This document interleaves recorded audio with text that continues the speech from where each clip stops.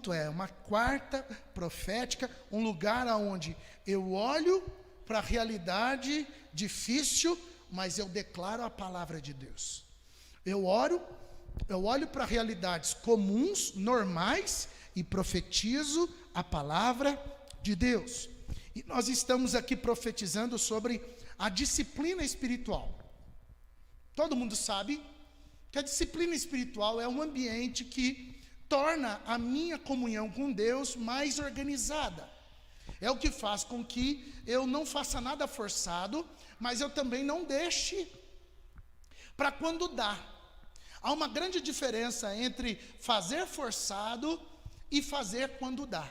Nenhuma das duas coisas é boa para o reino de Deus. Eu não tenho que ler a Bíblia forçado, mas eu também não tenho que ler a Bíblia quando dá. Eu não tenho que orar forçado, mas eu também não tenho que orar quando eu vou lembrar. Há um equilíbrio entre essas duas realidades que a gente vai chamar de disciplina. Não é? Eu não almoço quando dá, eu almoço todo dia, porque há uma disciplina para isso. Eu não durmo quando dá, eu durmo todo dia, porque há uma disciplina para isso. Então, eu não vivo com Deus quando dá, eu vivo com Deus continuamente, porque há uma disciplina que me coloca nesta condição. A gente estava comentando em casa sobre o banho, né? Martim, senta e fica quietinho agora. A gente estava comentando sobre o banho. Será que era necessário tomar banho todo dia? Ana Isabela, será que era necessário? E eu não sei se você sabe, filha, mas nos países europeus que tem muito frio, as pessoas não tomam banho todo dia. Adolescente começa a ser adolescente quando quer não tomar mais banho, né? Então, há uma disciplina que me leva a tomar banho todo dia. Há uma disciplina que me leve, quando eu estou estudando, a ir na escola todo dia. Eu não posso chegar lá, hoje eu estou com vontade de ir para a escola, mas eu quero ir 3 horas da tarde. Eu não posso. Tem 1 hora para eu ir lá. E eu começo a organizar a minha vida a partir desta nossa condição. Então, esse é um problema que eu vejo crônico na humanidade, em especial no Brasil, e no contexto nosso, muito evidente, de que Deus é um artigo de luxo. Deus e o tempo gasto com Ele é quando dá. Até o trabalho secular pode me afastar da comunhão com Deus, porque eu vou jantar, eu vou tomar banho, eu vou descansar por causa do trabalho, mas a comunhão com Deus eu não vou fazer, porque isso me cansa, porque isso me estressa, porque isso me tira de casa. E eu conversando com alguns pastores na cidade, para eu testificar, né, o meu testemunho, e aí eu perguntei, cara, como que é para vocês a semana, a rotina da igreja de vocês durante a semana? E eles me responderam assim, é muito baixa. Então, em Botucatu, a gente tem uma demanda que a gente diz ser a mais importante de todas, a ponto de nós não conseguirmos gastar tempo indo à igreja. Então, os crentes em Botucatu dizem, de semana não é importante a igreja. E eu me lembro de vir de uma disciplina em que saía diretamente do trabalho sem jantar, passava no Habib's quando tinha dinheiro, e comprava 5 esfirras para nós, 3 para mim, 2 para a Kátia, e a gente ia para o culto de terça-feira e não faltava porque havia uma disciplina que nos levava àquele lugar, e aquele lugar era importante para nós. Então, quando a gente olha para as pessoas que não colocam na sua prioridade a vivência da rotina com Deus, elas arrumam qualquer tipo de desculpa, mas elas não conseguem aplicar o seu coração na disciplina espiritual. Ela está sempre devendo. Pode observar, você e eu, quando não temos uma prática de oração constante, a gente está sempre devendo para Deus. A gente está sempre falando, Deus, eu podia melhorar. Deus, eu podia ser mais intenso nessa prática. E é por falta de estabelecer esta prioridade. É pela falta de colocar a oração no lugar onde ela devia estar. Então, o desejo do meu coração durante esses dias, estas semanas, foi instigar você, não é te obrigar, mas instigar em você a palavra de que você pode ser mais disciplinado em voltar a buscar a Deus. Você pode desejar o Senhor com mais prioridade. Se esta é uma demanda que está em escassez no mundo, se a igreja no mundo, de um modo geral, com a pandemia isso ficou claro, a vida com Deus, de um modo geral, está negociada, então é necessário que saia da nossa boca esta profecia: vamos voltar ao primeiro amor, vamos voltar à paixão pela vida com Deus. Então hoje eu quero encerrar esse tema falando da disciplina, da leitura e do estudo da palavra do Senhor. Bom, se você olhar o Salmo 119, 105, você sabe ele de cor, ele vai dizer... É que eu estou vendo você abrir a Bíblia, eu ia esperar você abrir. Mas nós vamos ler vários textos, tá bom? Então pode ser que você não consiga acompanhar todos. Salmo 119, 105 diz assim: a tua palavra é lâmpada para guiar os meus passos, é luz que ilumina o meu caminho. Eu já tive a oportunidade de andar de bike nessa Rondon, e a minha luz estava muito fraca. A minha luz da bike estava muito fraca, e eu então passei um medo. Era 6 horas da tarde, tinha acabado de escurecer, e eu passei um medo terrível naquela rodovia, porque estava muito escuro, não é? Quando eu estou dirigindo, às vezes eu faço isso também. Eu desligo o farol assim por segundos, para ter a sensação do que é que eu estaria vendo se estivesse de fato tudo escuro. E causa um medo terrível em todo mundo que está dentro do carro. Por quê? Porque nós necessitamos da luz para poder andar, para poder nos guiar, para poder ter clareza das coisas. E assim como a luz que a gente precisa da lâmpada estar acesa para que a gente enxergue as coisas que a gente não está conseguindo. Esses dias eu vi até alguém colocando uma lupa sobre o texto para ajudar a enxergar, porque já estava com dificuldade. Enfim, todos os recursos que a luz pode trazer para você ter um entendimento, chegar no seu destino. Eu fico observando a nossa vida como um todo sem a palavra de Deus, que tamanha escuridão que ela é. A nossa vida sem a rotina com a palavra de Deus, ela é escura, ela é cheia de medos, ela é cheia de pavores, e ela pode nos pegar peças que nós não estamos esperando. Pode ser que numa dimensão, eu faço isso constantemente. Eu estou orando assim, do olho fechado, em pé, e de repente eu acho que eu estou aqui, ó, de frente com vocês, mas eu estou aqui, ó. Não sei se já aconteceu isso com vocês. Porque o escuro tira a dimensão de espaço, tira a noção do ambiente em que eu estou vivendo. Eu, quando tive o meu alto pico do estigmatismo, do ceratocone, que é meu problema na córnea, eu comecei a treinar tocar de olhos fechados. Por quê? Porque se eu ficasse cego, e era uma possibilidade, a minha curva estava muito pontuda, eu estava à beira da cegueira, então por isso eu fiz transplante nas 2 córneas, mas eu comecei a treinar, tocar tanto bateria, quanto baixo, quanto violão, quanto teclado, no escuro. Então eu fechava os olhos, ou apagava a luz, ou fazia os dois, e tentava observar os acordes onde eles estavam, para que eu pudesse ter a noção do que era viver no escuro. Então, eu e você temos muita preocupação em não andar no escuro. A luz está sempre presente na nossa casa. A Kátia, por exemplo, ela não gosta da casa toda escura. Tem que ter luz. Então, a gente necessita dela. Agora, eu imagino viver sem a clareza da palavra de Deus, sem ter um entendimento claro, constante do que Ele, Deus, é capaz de fazer por nós. Quanta dificuldade nós temos enfrentado por causa disso. Quanta dor temos enfrentado por causa disso. Quanta escassez temos enfrentado por causa disso. Olha o que a palavra de Deus vai dizer. Josué capítulo 1, versículo 8. Fale sempre do que está escrito no livro da lei. Estude este livro dia e noite, e se esforce para viver de acordo com tudo o que está escrito nele.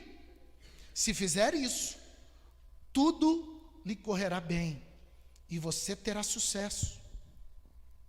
Colossenses capítulo 3, versículos de 15 a 17, diz assim: e que a paz que Cristo dá, dirija vocês nas suas decisões, pois foi esta paz que Deus os chamou a fim de formarem um só corpo.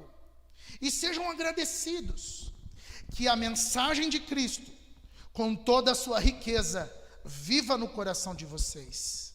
Ensinem e instruam uns aos outros com toda a sabedoria.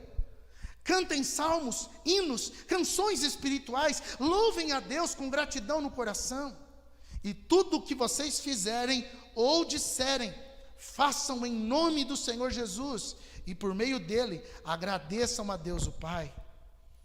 Salmo 119, o versículo 147 e o 148 diz assim: antes do nascer do sol, eu clamo pedindo ajuda, pois a minha esperança está na tua promessa. Eu fico acordado a noite inteira para meditar na tua palavra.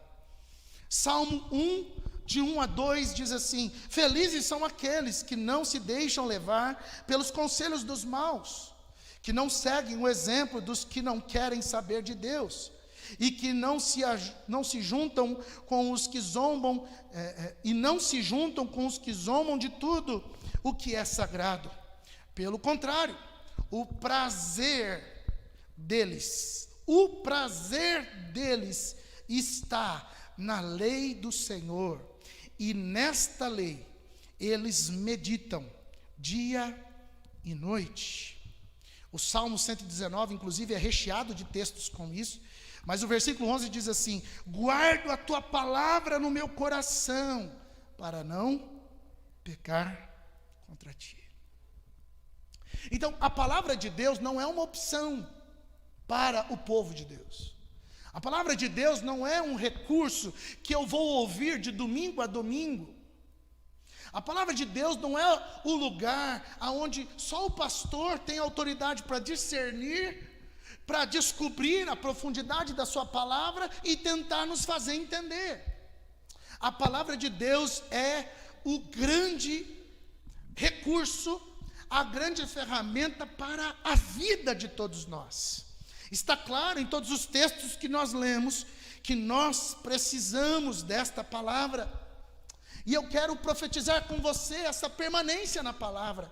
Quero declarar junto com você que a nossa casa estará fundida na palavra, que nós viveremos ligados na prática da palavra de Deus, que nela meditaremos dia e noite, e é assim que seremos conhecidos como um povo que na sua prática e na sua vida tem muita profundidade na palavra. Não é só saber, não é só ter anos de escola dominical, mas ter a revelação, a palavra rema, ter a identificação do que Deus espera de cada um de nós a partir da leitura da palavra. É mais do que simplesmente saber os textos do Novo e do Antigo Testamento, é mais do que saber quem são os profetas maiores e menores, é mais do que conhecer as historinhas da Bíblia quando as tias contam ou contavam quando éramos criança. Mas é saber o que Deus está falando, é saber como Deus está dirigindo a vida. Então eu quero que primeiro você profetize sobre a tua vida que a palavra de Deus, ela é uma estrutura contínua. Ela não é uma estrutura e depois eu vou firmando o tijolo e esqueço da estrutura. Ela é uma estrutura que sempre está em pauta. Eu estou sempre abrindo ambientes para esta estrutura solidificar coisas novas. A gente tem uma mania de gostar da coisa como elas são. E a gente esquece que, por exemplo, para construir esta igreja, ela foi baseada em muitos sonhos, em muitas expectativas, em muitas visões. Então nós não podemos deixar de construir, nós não podemos deixar de colocar outras estacas, abrir outros caminhos, fazer outras estruturas. Do contrário, a gente vai se alegrar com o telhado, mas esquecer dos sonhos e visões que Deus garantiu para cada um de nós nesta igreja. Aquilo que outrora era evidente, aquilo que outrora era visto por famílias e famílias, pessoas que se doavam, que traziam, pessoas que doavam terrenos, doavam casas, doavam fortunas, não faziam isso forçado, não faziam isso porque isso ou aquilo, mas faziam sobremodo, porque sabiam do valor da estrutura, de novos sonhos, de novas visões. Quem construiu aquele salão social, não construiu ele pensando que todo domingo, pelo menos uma vez na semana, ele seria aberto. Quem construiu aquele salão social pensou que muita gente passaria por ali e seria salva, curada, transformada. Tudo isso estava na estrutura deste terreno. Quando eu e você construímos a nossa casa, eu ainda não tive esse prazer, mas eu sei que é assim. Você vai e compra o terreno, aí você nivela o terreno, e aí você prepara a estrutura. E eu já tive isso com um irmão, uma irmã da igreja em Votuporanga, em que nós estivemos lá quando o terreno não era nada, e nós ungimos aquele terreno, dizendo que Deus ia abençoar aquela construção, ia surpreender aquele casal com a rapidez da estrutura daquela casa, e que eles estariam com muita felicidade morando naquele lugar. Depois eu estive lá, voltei a orar, já vendo as estacas, e eles passavam por aquele lugar dizendo: "Ó, pastor, aqui vai ser a sala." Eles não falavam de algo que era obsoleto, de algo que eles não tinham prazer naquilo. Eles falavam de algo que ardia no coração. A palavra de Deus, ela é estrutura para arder o nosso coração dia após dia. Sabe por quê? Porque o crente vive em novidade de vida. O crente não vive daquilo que ele aprendeu há 30 anos atrás e pronto, acabou. O crente vive de uma revelação fresca, atual, do que Deus está falando agora. E ali ele abre um caminho novo, ali ele abre uma estrutura nova, está entendendo? Então é como se neste prédio houvessem várias outras construções nascendo, e não simplesmente uma celebração daquilo que outrora foi bonito e hoje está apodrecendo.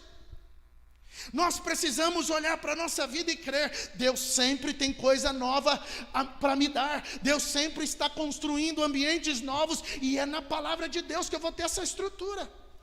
Seja uma nova pegada para o meu casamento, uma nova estrutura para as minhas amizades, seja a maneira como eu vou me aposentar, a maneira como eu vou trabalhar, sejam estruturas para eu poder criar os netos, curtir os netos, seja uma estrutura para eu criar os filhos. Para tudo nesta vida, a palavra de Deus é uma estrutura nova para ser construída. Bendito seja o nome do Senhor. Quando você pegar a sua vida e qualquer coisa você dizer: peraí, antes vamos consultar a palavra de Deus, tudo aquilo tende a ser construído em algo sólido, profundo. Mas quantas vezes a gente constrói uma vida na base do desejo, uma vida na base das motivações erradas, uma vida na base de comportamentos errados, e a gente quer que aquilo dê certo, mas não vai dar. Por quê? Porque a base não é profunda, a base não é uma boa estrutura, mas a palavra de Deus é certa e eficaz para edificar você, e para sempre te levar a um ambiente novo, até o dia que você vai morrer. E quando você for morrer, você vai conhecer a grande novidade da vida. Até na morte, o crente está construindo. É quando você começa a vivenciar a eternidade com o Senhor.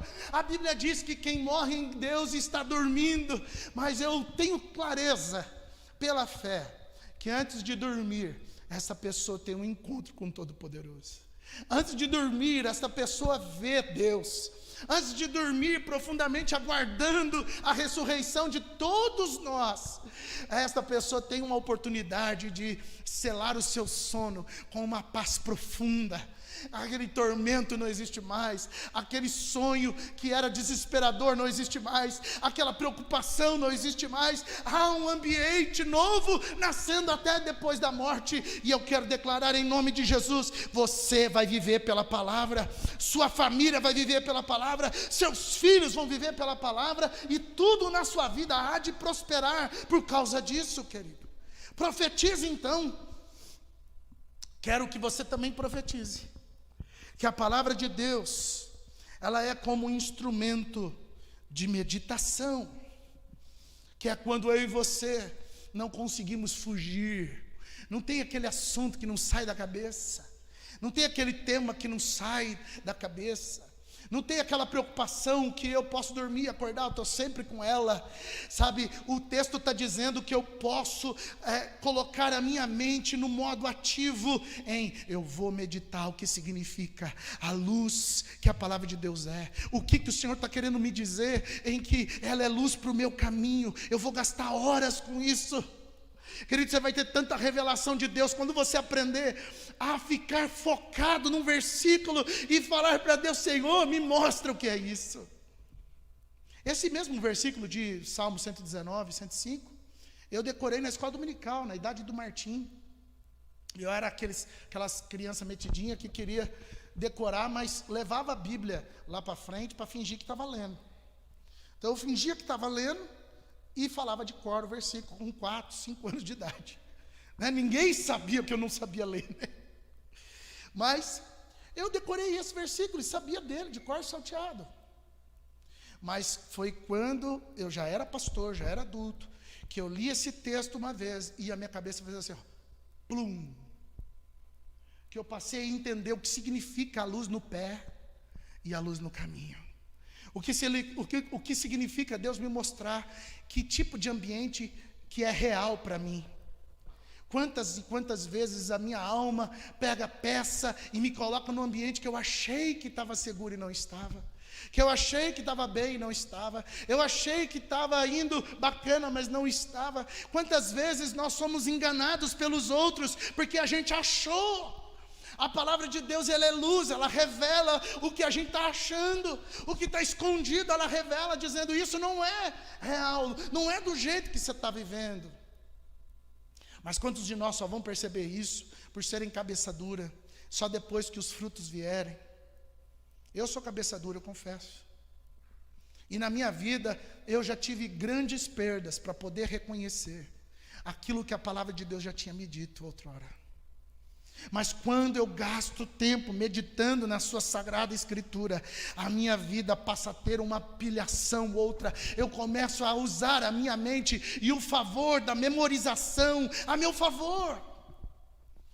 Uma das coisas que me faz admirar a Kátia é que ela tem as promessas de Deus guardadas, não só no coração, como numa Bíblia que ela tem, num caderninho que ela tem secreto, não é?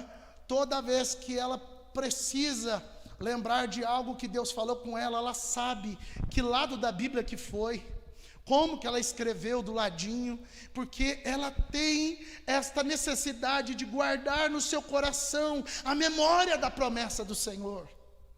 Mas às vezes por causa de tantas lutas, às vezes por causa de tanto problema, às vezes por causa de tanto dia a dia, de tanta rotina que vai embolando a vida da gente, a gente não consegue mais meditar no que Deus fala. Querida, é tão gostoso você parar tudo no seu dia e ouvir uma ministração. Eu termino de pregar aqui no domingo, na segunda-feira eu gasto um tempo para me ouvir pregar outra vez, e ali eu choro, vou para o altar outra vez. Eu não faço isso por me avaliar bem ou mal, eu não tenho essa preocupação. A minha preocupação é: eu quero comer, eu quero beber. A Kátia fala assim: mas é o cúmulo, você leva o celular até para tomar banho?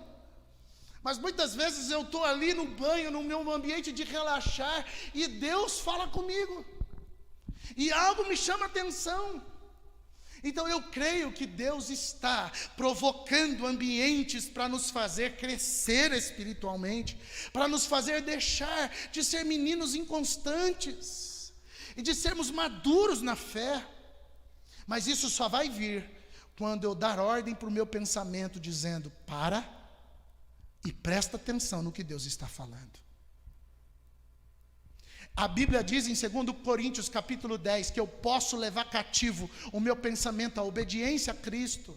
Você pode dizer para a tua mente: para e obedeça aquilo que eu estou mandando você obedecer. Você pode. A sua mente não é terra de ninguém. Assuma a autoridade da sua mente. Profetize dentro da sua casa: os meus filhos não terão a mente vagueando. Os meus filhos terão a mente consciente. Se errar, vai errar consciente. Se acertar, vai acertar consciente. A gente deixa muita coisa para o acaso, queridos. A gente deixa muita coisa no improviso. Como é gostoso o improviso, como é gostoso quando as coisas acontecem de supetão. Mas, querido, Deus também tem uma programação para te dar. Deus tem algo que Ele quer falar, porque Ele diz na sua palavra: olha, antes das coisas acontecerem, eu quero anunciar isso aos meus amigos.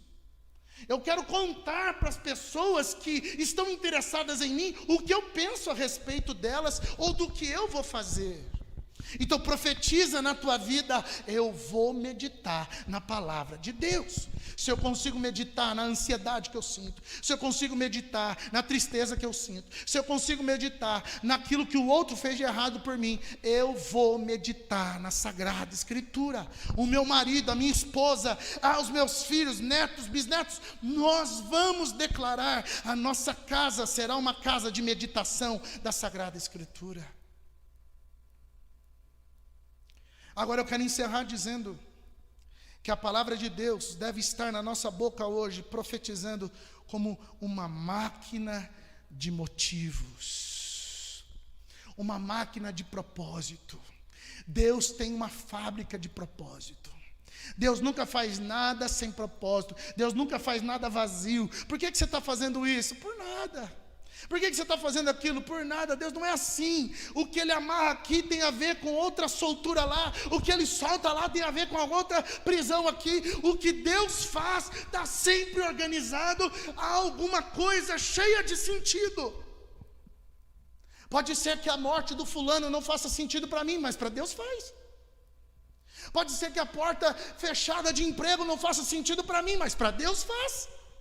Pode ser que a vida que eu estou levando não faça sentido para mim, porque está esquisito, mas para Deus faz.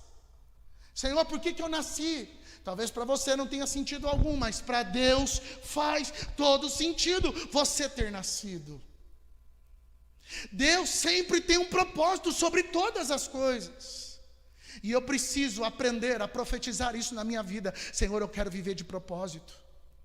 Sabe, meu irmão, o que me faz ficar de pé não é o resultado. Porque se fosse o resultado, eu já tinha ido do céu ao inferno muitas vezes na vida.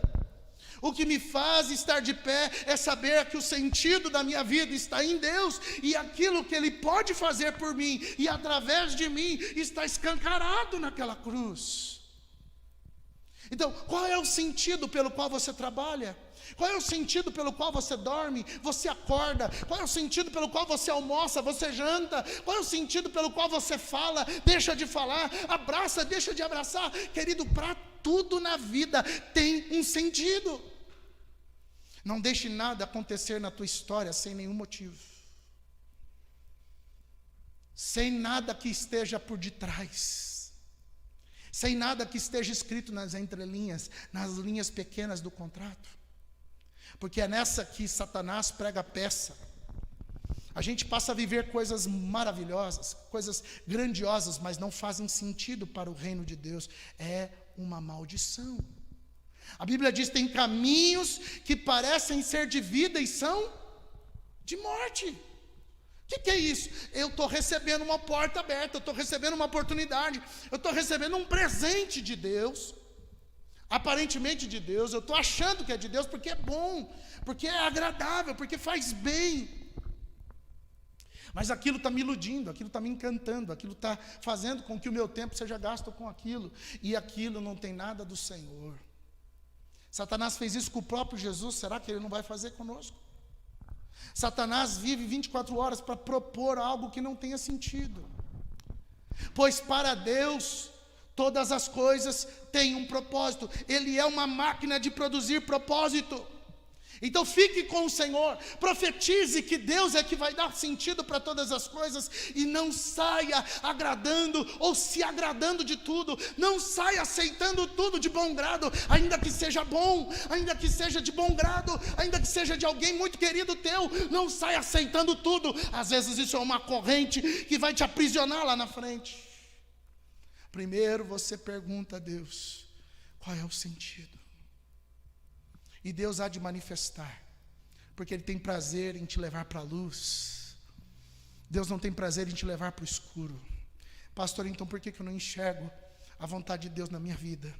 Porque está faltando disciplina, porque está faltando vontade de colocá-lo na sua pauta. E nós queremos agora nos colocar de pé. São 9h03. Eu queria que você gastasse um momento profetizando. Senhor, eu quero ter disciplina na procura pelo Senhor. Eu não quero me acovardar diante daquilo que o mundo me propõe, que a minha família me propõe, que a minha rotina me propõe. Senhor, eu quero ser um vaso na tua mão, que é usado como tu queres. Oh Deus, eu não quero ser uma lata vazia, que só sabe das coisas que o Senhor revelou há 30 anos para trás.